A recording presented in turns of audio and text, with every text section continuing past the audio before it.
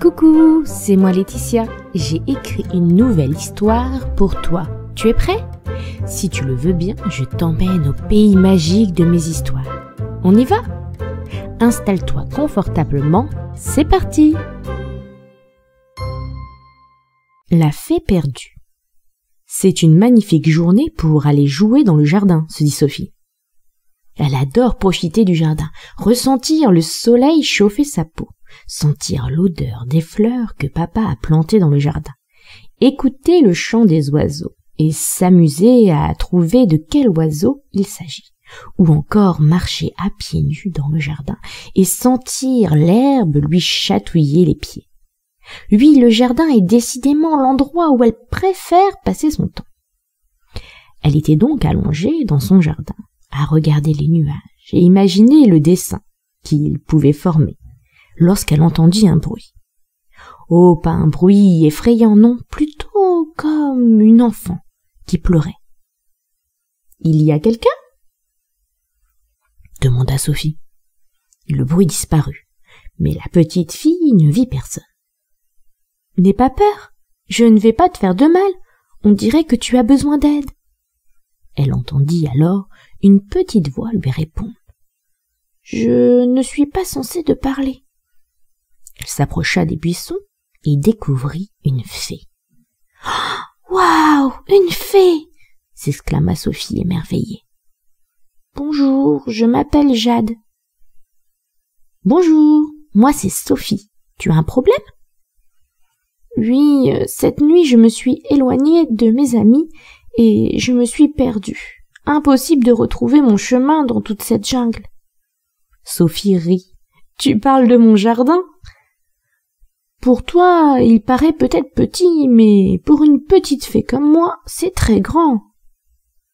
Ma maman me dit toujours qu'il ne sert à rien de paniquer. Ensemble, nous allons trouver une solution. » Sophie réfléchit.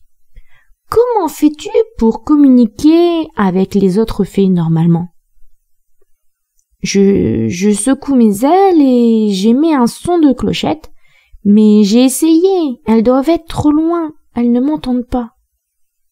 On pourrait essayer avec un micro. Sophie va alors chercher son micro qu'elle a eu pour Noël et elle revient voir la fée. La fée secoue alors ses ailes et un son de clochette retentit. Malheureusement, pas assez fort car aucune fée ne vint voir Jade. La petite fille réfléchit de nouveau. Ma maman me dit que si j'ai besoin d'amour, il suffit que je pense fort à elle, mette mes mains sur le cœur, et comme mon cœur est relié à ce que j'aime, elle reçoit ma demande et m'envoie de l'amour. Tu pourrais peut-être faire pareil avec tes amis. Oh, mais oui, je vais essayer. La petite fille prit une grande inspiration, se concentra sur ses amis, mit la main sur son cœur pour demander de l'aide à ses amis. Tout à coup, Sophie entendit comme des bourdonnements. Elle pensa à des abeilles, mais non, quand elle leva la tête, il y avait des dizaines de fées qui volaient dans son jardin. Elles avaient entendu la tristesse de leur amie et étaient venues la retrouver. « Merci beaucoup, » dit Jade à Sophie.